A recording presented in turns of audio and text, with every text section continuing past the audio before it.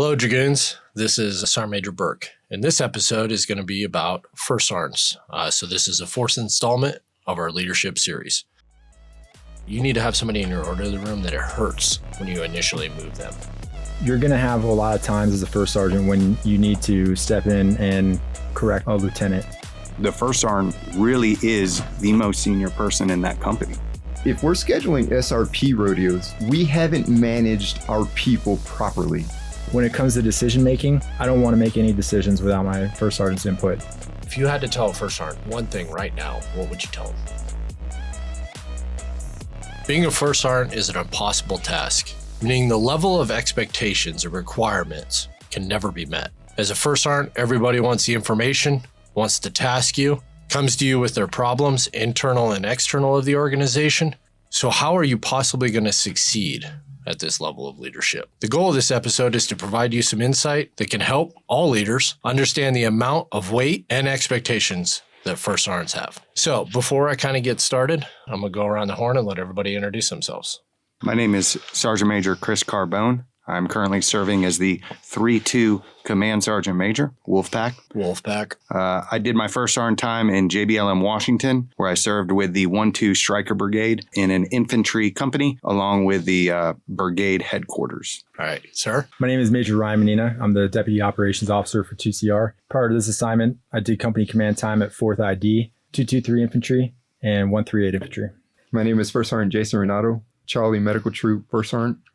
Scalpel medics. Mule skinners, right? Mule skinners. All right, cool. Just in the spirit of things, I was the first sergeant of Charlie Company 275, JBLM, Washington, from 2014 to 2016, just to age myself a little bit. Where I want to dive into first is I want to talk about character. And here's why. When you think of a first sergeant standing in front of a troop, that is the senior NCO that is responsible for the standards and the discipline of the organization. And in order to do that, you need to have good character. So first, you need to be morally and ethically sound. Second, you need to be authentic. You need to be an authentic leader and authentic in your engagements. And then last, you need to have passion and compassion. So thinking about those three different kind of things, why do you think it's important when we talk about leadership in general, but specifically to first sergeants? It's important to me, particularly compassion. Being able to have conversations with soldiers is the things that I really love about being a first sergeant. A couple weeks ago, a soldier came into the office and I had my whiteboard in there and I had some stuff posted on there, just different stuff that I'm studying. He asked a question and then that ended up turning into a deeper conversation. And actually the soldier ended up having some real issues outside of the Army, really heavy stuff on his mind and on his heart that he had talked to nobody about. And at that point, for me as a first sergeant, I got out of the mentality of first sergeant. This is Jason talking now. Let's talk about your problems. I'll tell you, after about an hour, we had a really good conversation. And that really built a bond with that soldier. Which was super important because he has the ear of a lot of the other junior enlisted within the troop. He's a shadow governor. So he has a lot of influence. And so it was really helpful to me to let them know that because I know he's going to go back and tell others, wow, First Sergeant will really listen to you and really cares about what you have to say. So there's a couple different things that I want to talk about there. One is that shadow governor. As a first sergeant, you got to find that guy. And sometimes there might actually exist a few. There might be that platoon sergeant that if the platoon sergeant says, hey, that's a good idea, first sergeant, then all the other platoon sergeants are like, that's a good idea, first sergeant. Or it might be that specialist that can kind of mask the population. You need to find that guy, connect with him, just like you talked about. But also, as a first sergeant, you are the heart of the organization, specifically when we're talking about culture and climate. If you are truly that senior NCO, you're never too busy to sit down and have a genuine conversation with a soldier, okay? And you show that your concerns, your needs are now mine, and I'm going to help you. That will transcend. So it's important to kind of set that tone.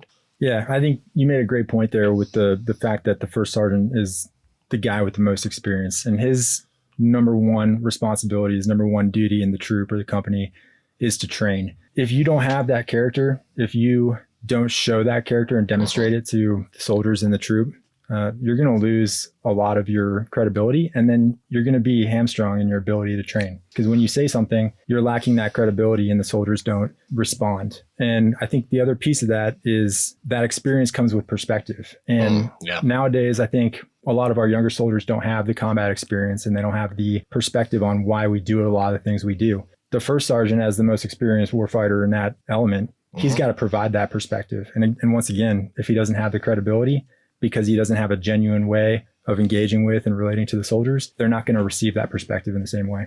You know, how many years had you been in the Army when you took command, sir? 7 years. That's actually pretty senior for a troop commander. Most of them are about 5, maybe 6. The average first sergeant has anywhere from 12, and we have first sergeants right now that have 18 years. So the experience level is twice as much, sometimes almost 3 times as much. Coming back to that training aspect of it, they've been through so many rotations, you know, CTC rotations, deployments, training cycles, and everything else. In the entire squadron, the only people that have more experience than those first sergeants is probably the squadron commander and the squadron CSM. So I appreciate, sir, that you said that actually.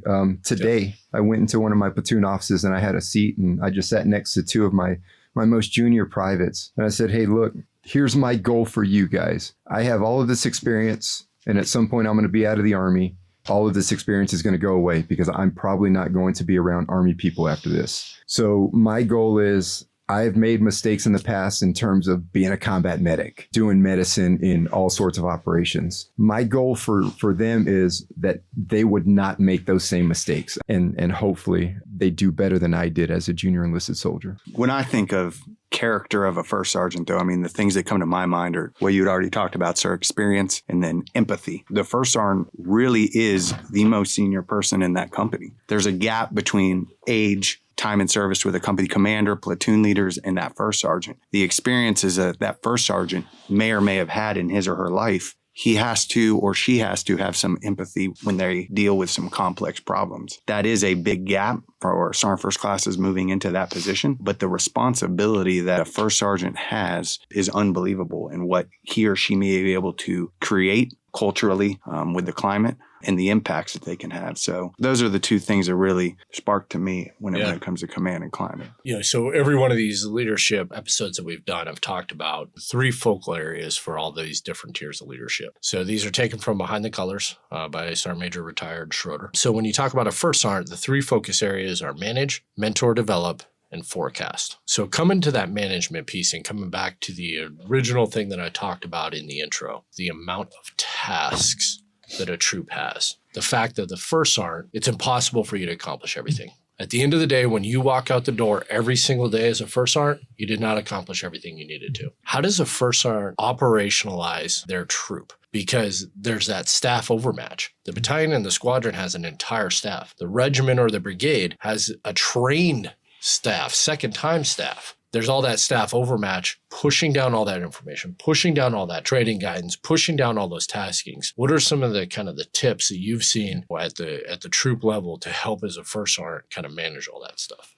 I use the analogy that Sergeant Major Gunn gave to me back before I left first SFAB. He said, as a first sergeant, just picture you having this plate. If you let those mashed potatoes with gravy fall off, that's one thing that you're failing at, because there's so much to do. So what he said is, you have to look at your plate and decide what you want on your plate because stuff is going to fall off. And that's just going to be on you and your commander based on what you need to do for the unit in order to make it better. That's a very important point. Sometimes the commander and you just have to make the decision. I'll tag on to that too. I think a lot of it has to do with the first sergeant and the commander and the way they engage with the battalion or squadron commander and other people outside the unit. If you listen closely, your squadron commander is going to tell you in some way what it's okay to fail at. He or she will at least tell you what it's definitely not okay to fail at. Right. And so when you're making those decisions, you can make informed decisions. You do have to, in some respect, accept that you're going to drop some of those balls. But the other piece, I think, is putting the right processes and systems in place. You can do that at the company and troop level. I think it's even more important because, as you noted, Sergeant Major, there's not enough people to pick up when a system fails and to just put it on their back and make it happen. So the systems have to be there to where certain things just can't fail. And then the other piece is, and this is kind of a hard part, I think, for people making the transition from the platoon level of leadership to the company or troop level, is where you start to sort of get a little bit of a taste of that organizational leadership where you're no longer able to do everything yourself. Yep. There are certain things that a commander or first sergeant can just accomplish by the sheer force of their own will. And there are other things that they have to do by leading through other leaders, those platoon leaders, platoon sergeants, et cetera. That's where we get into the develop piece and developing those junior leaders to make things happen for you. Having a strong orderly room. I have a couple of guys in the orderly room right now. They're pretty intelligent guys. I'll tell you, having them in there is a godsend because they really lighten the load for me. It's like you were talking about shadow governor. One of those guys is my shadow governor. He's got the ear of the troop, but they have these systems in place that if I were just to fall out today and not make it out of this podcast because Sergeant Major was giving me those looks, I know that my orderly room... No one would notice for a couple days. Exactly. Because the troop would keep them moving. Exactly. Absolutely. Well, I mean, a good sign of your leadership is what happens when you're not around. You need to have somebody in your orderly room that it hurts when you initially move them because they're just a superstar. The other thing I would add when we talk about the systems need to be communicated across the formation. A person cannot be a system. If the person's a system, that means when you pull that person out or that person is unavailable, then the system doesn't work. The system has to be communicated across a formation. Everybody knows how to contribute to it. Everybody knows how to access the information that's produced by it so that at any time somebody can go, boop, need this information, or boop, need this, and they know where to find it. So coming back to the mentor and the development piece, sir, you were going to talk about that. When I was a company commander, I viewed my relationship with my first sergeant as a two-way mentorship relationship. Okay. There were certain things about being a company commander that I just had never been exposed to. I was fortunate, especially with my last first sergeant. I had a lot to learn from those guys. In the same respect, I was trying to train my platoon leaders to be company commanders. I wanted them to be able to replace me. The way that I viewed my relationship with my first sergeant was that was a joint effort. I needed him to help me with that as well. And part of it is helping to identify strengths and weaknesses, competencies, and potential of the junior officers in the company and the junior NCO leaders as well. And then making recommendations about what they needed for their professional and personal development. One of the first things that a new first sergeant should do is help the commander come up with an assessment of where does his company stand, where do the junior leaders in the company stand, and what kind of development goals do we need to set for the company to bring them along and get the company or the troop to where we want it to be. So what I've been telling first sergeants I've been talking to them about lately is when you are coming up with that kind of mentorship philosophy, ask yourself the question of what do you want the troop to be? Maybe it's, professionalism, integrity, accountability, whatever it is, and then build that structure off that. Because a lot of times what we try to do is we just try to do all these things, but don't really accomplish anything. And I think when it goes along that mentorship, the interaction that first sergeant has daily with the platoon leaders and those platoon sergeants, it's almost an LPD every single day. Yeah. It's 24/7. And I'm not saying that I told my platoon leaders, you will come to me before going to the company commander, but they kind of understood after a while. Let me just go and get some quality control. Let me make sure I'm on the right path before I go into the boss's office, because I might be able to go, you're on it, perfect. Or, hey, you may want to look at this based on what you're thinking of doing with your platoon, because it could go left or right. When we talk mentorship, that's a revolving door almost in that first sergeant's office with you and the XO run the company so that the commander can command the company. Right. Yes, he will have mentorship and he will want to talk to the PLs about things, but if you can get them on the right track. I think a key to that too, when it comes especially to the junior officers, is being approachable. You're going to have a lot of times as a first sergeant when you need to step in and correct a lieutenant. Yeah. Or give them some kind of professional development. There's got to be a way that you do that where the lieutenant can save face, because if you do that in a way that professionally embarrasses him in front of his platoon, then he loses credibility and then he doesn't want anything to do with you anymore. And I've seen that happen, and it results in a relationship between the first sergeant and the lieutenants in the company where you don't get any of that interaction and engagement that you were just talking about. If you create this culture that we kind of have been talking about, where people come to you with the hardest problems, the amount of problems that you will prevent from becoming issues as a first sergeant will save you so much time, because people feel comfortable talking to you. I think it goes back into, I think what you were saying is being that genuine leader. Anybody can see through that stuff with the first sergeant or anybody that you talk to, because you can just tell by their mannerisms that they don't care. But if you take that time and invest that interest at anybody that comes through your office or that you're engaging with as a first sergeant, it can pay tenfold. But you're right, you can easily affect a platoon leader, which will totally destroy the company. When you talk about a platoon leader, this is their first Army experience. And if you set the expectation that the senior NCO is unapproachable, all you're going to get is snide comments. Or when they do something wrong, you're going to attack them in front of everybody, embarrass them, and humiliate them. Going forward, that PL is going to have a perspective about first sergeants. And it's going to take somebody down the road And it could potentially be 6 years from now for somebody to fix that kind of perspective and say, oh, wow, okay, they are approachable. Yeah, they are part of my mentorship process. Wow, they have valuable input. They're important in my professional development. And as we talk about development, I think there is definitely a difference between an HHT first sergeant and a line first sergeant. And you got to let them go to grow. You take that really good S1 clerk, but they may need to go to the regiment. They may need to go to the division. You got to let them go so they can develop and come back and be that very good squadron level S1 NCOIC that understands the bigger picture. And it's really hard to develop those individuals because I just know for me, I sent all these troopers to Ranger School. Now they got to go to the scout platoon. And it's like, do I want to send them to Ranger School? Because I'm just going to lose them. But I had to understand it was better for them. They got to see a different perspective. And that kind of ties into that development piece that sometimes a young first sergeant really doesn't understand. And if they do, they are on it. And I think that ties perfectly into what do first sergeants struggle with. And it also ties into kind of that forecast piece as well. You as a first sergeant, you're not just focused on your troop. You could make your troop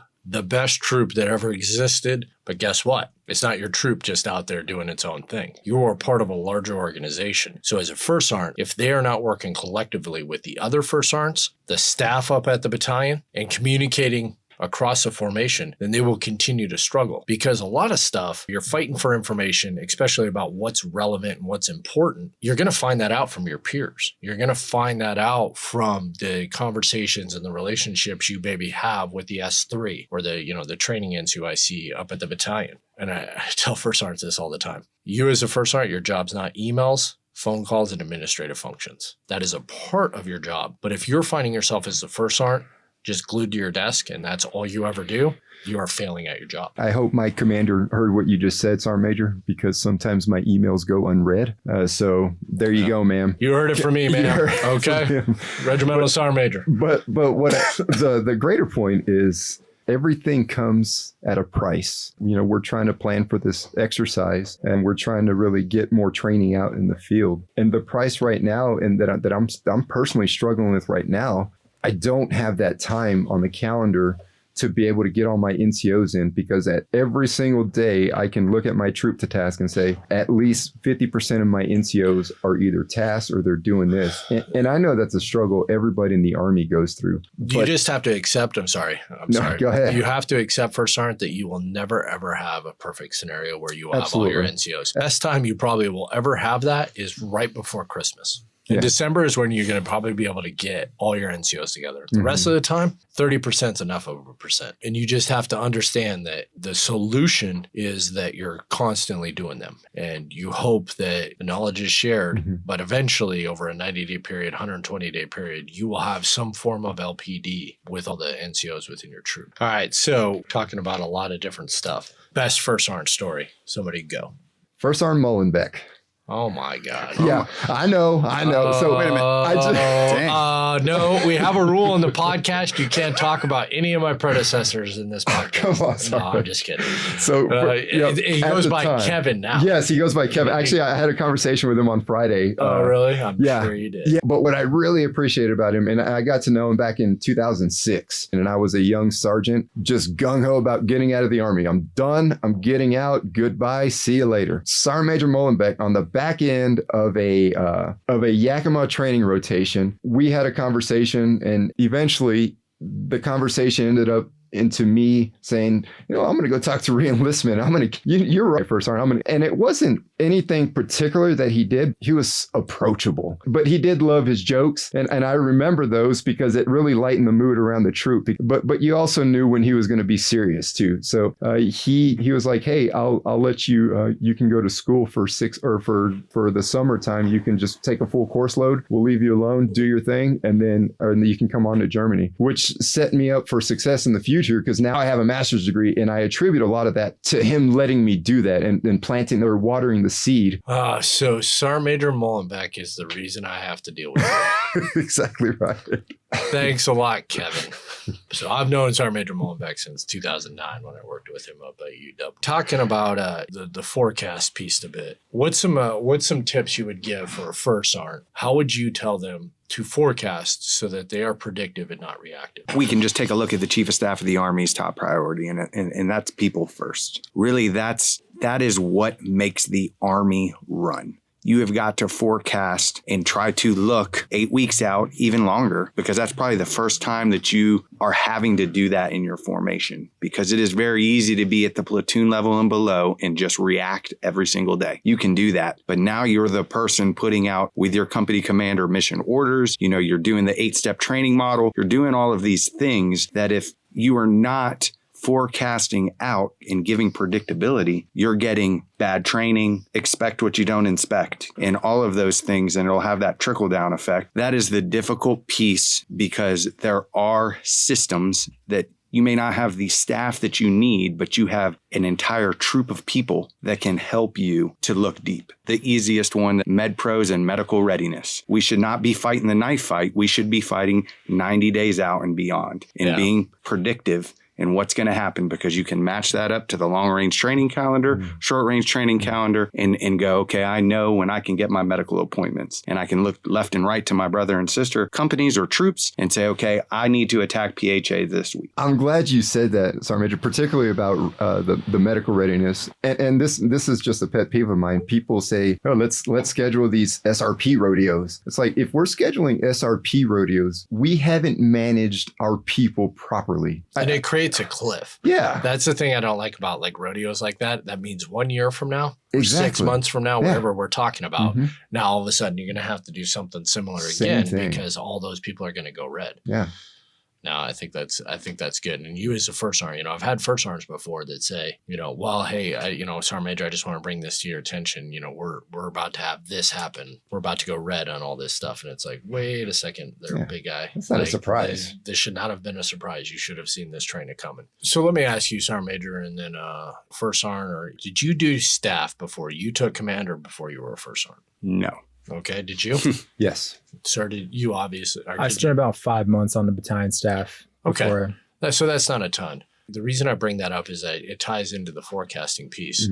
Serving on staff helps you understand your organization, but also helps you understand the people that you need to know to solve X problem. It doesn't matter where you serve on staff, you're going to do staff syncs. And therefore, you're going to learn who's in charge of what, how what works, how it needs to work, and everything else. And that will help you when you're a first sergeant. So I did almost 2 years on the battalion staff as a training NCOIC before I went down to the first sergeant. So when I went down as a first sergeant, I knew, you know, a lot of the things that were coming, I could turn and say, okay, I have X problem. I called this individual to solve it. And I also had the relationships with all these different individuals as well. But I think that's what ties into that developmental piece. Yeah. Because as a platoon sergeant, I mean, I'll be honest, I just thought my first sergeant in XO just dropped off ammo and food. Like, that just somehow mysteriously appeared. I didn't realize you had to like put in the order for it a certain amount of time before. You didn't know what bricks meant. Yeah. You know, and then there was a document to get ammo. There were all of these things that had to happen. Forecasting, I just tell you I want ammo, and it shows up mysteriously. Crazy, you know. But I think that goes and ties into the developmental piece that I'm not saying didn't happen, is just timing of where I went. Yeah.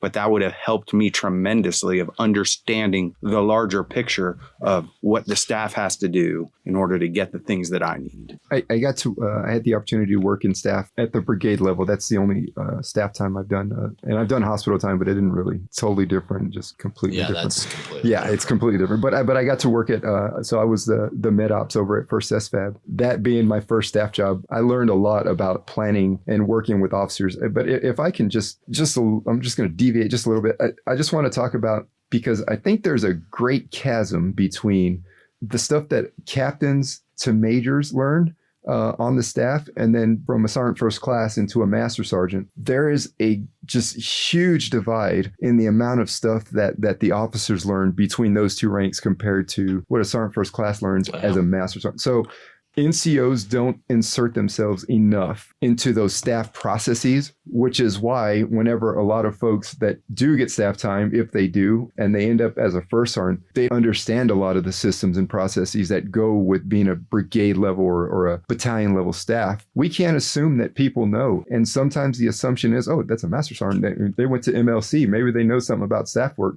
Yeah. MLC didn't teach me anything about staff work. Everything I learned was sitting down with they didn't even have MLC. It wasn't all the time, but at least once a quarter, even when I was a first sergeant, I'd go sit in a staff sync. And I would sit in the back, and I would be not a contributing factor in the least bit, but I would sit there just to hear what the battalion was talking about and the conversations that were being had and what people were thinking. Because then also what would come up during some of those discussions would be maybe a little bit of dirty laundry too about, hey, you tracking that this, Seco's late on this, so I need to look into that and I need to see why we're late on that or we're not, up to par where we need to be. Go ahead, sir. Yeah, and I would just say, first time, you're absolutely right. My experience, especially in the infantry, I think this is a big problem, is that at the battalion or squadron level, NCOs do not want to be a part of the staff. In many cases, rightly so, because units don't approach those assignments the right way. Yeah. But it's seen as a place where your broke guys go, or the NCOs who don't really have a future in the unit. Then the ones that do come to the staff, because they're now looking at it as a development opportunity. MDMP, the planning process, all the staff processes really are like anathema to them. They don't want to touch it. They don't want to be a part of it. And of course, the best sergeants first class that I've worked with in those kinds of settings are the ones who throw themselves into it. And just like anything else they do in the Army, they want to learn it. They want to master it. But some of them just don't do that. And then they're missing out on a huge opportunity that would make them a much better first sergeant when they go into that job. I mean, I think when I look at a company, battery, or troop, there are faces to those statistics. A first sergeant can look, at his med pros or whatever those numbers are that battalions or regiments are pulling and put names to every one of those numbers. And so I really think the hardest piece is when you have that stellar soldier that makes a mistake. And I mean a mistake that requires a UCMJ action, something like that. And you have to look at it through the lens of, what's good for this trooper or this NCO, what's good for the unit, and what's good for the Army. There's been times where that was very hard. Not that, it's hard for all three to align. It is. And you have to really take a step back and look at it kind of objectively of that situation, because people do make mistakes. But was this mistake to the point that they can no longer serve in the military? Do they have a chance to recover? Once again, I didn't make major mistakes when I was a young private, but I can tell you, if you were to look at me 20 years ago, there would be no way that you would ever go, this guy would ever be a sergeant's major. But my first sergeant took, that turd and shined it up. And he took that time to engage with me and do things to really help me. So, I kind of went in a different direction of talking what a first sergeant did for me, because you're not going to get a problem into your office or have to deal with a problem that's just clear, cut, and dry. Those are too easy. Platoon sergeants, they can handle those. You're going to get the one that's complex. Your ethical, reasoning and everything behind is going to be called into play, and that character is going to really come out. But I think, those were the most challenging for me, as that late night phone call and taking a moment back and sitting, analyzing that situation and taking a look at what's good for that trooper, the unit, and the Army. I think in order for a first sergeant to be able to do that, you have to kind of reverse the three that you just said. You have to, as a first sergeant, ask, what's the best for the Army, what's best for the unit, and then what's best for the soldier. Every day, you could see the face. You could probably think of a good story about him, or something that he did was awesome, or something that was funny, or anything else, because at that level, you do know most of the people in your formation fairly well. But you have to be able to take a step back, because probably that platoon sergeant, that PL, and those squad leaders, they're emotionally involved. Okay, at the end of the day, ex-soldier still did this. And you got to have kind of that holistic point, so that you can necessarily hang the soldier out to dry, so that you can ask the questions that no one else is asking. Because that platoon sergeant, he's thinking that guy was going to go to the promotion board, or he's a VC gunner. God, I don't have to replace him. We got platoon live fires coming, So it's like an emotional cued kind of response as far as that goes. And you as a first sergeant, you need to be able to take that step back. I think I struggled that at times as a first sergeant. But I remember I had a sergeant major that one time said, don't ever come to me and say, but he's a good guy. I'm instantly going to know that you're emotionally involved, and that I probably don't want to take your feedback because you're not thinking logically. It was a good advice, and I've always thought about that ever since. So, sir, when we talk about the troop commander and the first sergeant relationship, do you have a story where you can kind of highlight that? So I had two first sergeants while I was in company command, one for the first year, one for the second year. So my first year in command, my relationship with my first sergeant wasn't everything that I wanted it to be. Started out good. As time progressed, I think we both kind of failed in different ways. He was a bit disengaged, and because he was disengaged, I became disengaged. Unfortunately, that was that relationship. Yeah, it did. It really did. And it hurt the company, I think, in a lot of ways. Then my second company went in with a new first sergeant. I think he was on his third company as a first sergeant. And it was kind of a turnaround scenario where the company wasn't in great shape and we were going in there to try to fix it together. We started off like, hey, we've got to have a great relationship here. I actually brought my counseling that I gave my first sergeants when I was in company command with me, and where it talks about the commander and first sergeant relationship and how I tried to approach that, especially the second time. The number one thing was complete trust and loyalty. We need to be seen together often. There's no officer business or NCO business when it comes to the commander and first sergeant. It's all leader business, and we both need to have an equal understanding of everything that's going on in the company. Absolutely. When it comes to decision making, I don't want to make any decisions without my first sergeant's input, and I don't want to have to drag that out of him either. No, absolutely, because I don't have time to go hunt him down. Like, I need him to be there and offer me candid feedback. His candid assessment on what's going on in the decision I'm trying to make, and then understanding each other's strengths and weaknesses, each other's priorities and blind spots. And that's huge, because if you can pick up the slack where your partner's weak, or if you can make yourself be interested in something that they're not interested in, then you can catch a lot of those things that might fall by the wayside.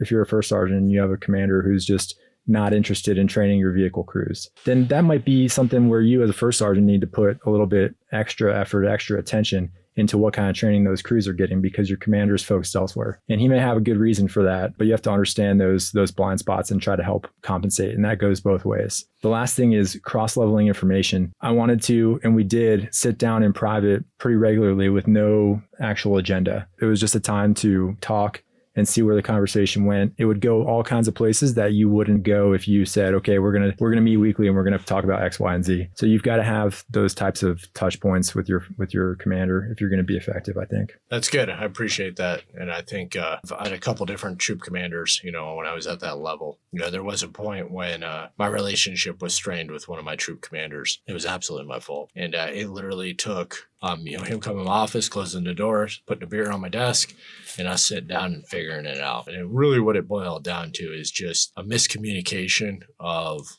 my passion, and something that I was very passionate about that was being misconstrued because of my immaturity. And sometimes that's going to happen because of all the workload and all the things that you have to do. You're going to get strained at times, and you've got to just know, hey, and recognize it and have the maturity and the wherewithal to go, we got to sit down and we got to kind of figure this out. So my first sergeant story is about Sergeant Major Bernie Felino. Okay, so Sergeant Major Bernie Felino, I've known him for a long time. And he was a platoon sergeant in another troop, but eventually he was my first sergeant. And it ties back into the thing that First Sergeant Reynado was talking about compassion. So my second son, Keaton, when he was born, he was pretty sick. He had a lot of different things. He had probably about 2 weeks after he was born, he was back in the hospital. And they really didn't know what was going on. And then also they did an x-ray of him and they found a bunch of lumps. It was just kind of a crazy time because they didn't know what was going on. There was just tons of specialists in there, but no one was telling us anything. In the middle of all this, I go to the company. I'm handling some emails. I'm making some phone calls. I'm talking to the PL. I'm talking with the squad leaders and everything else. And I'm walking through the troop hallway right by the first sergeant's office. And he just yells at me. He's like, Burke, get in here. And I go in there and he's like, what are you doing here? If I see you in this troop again, you're fired. I'm like, well, no.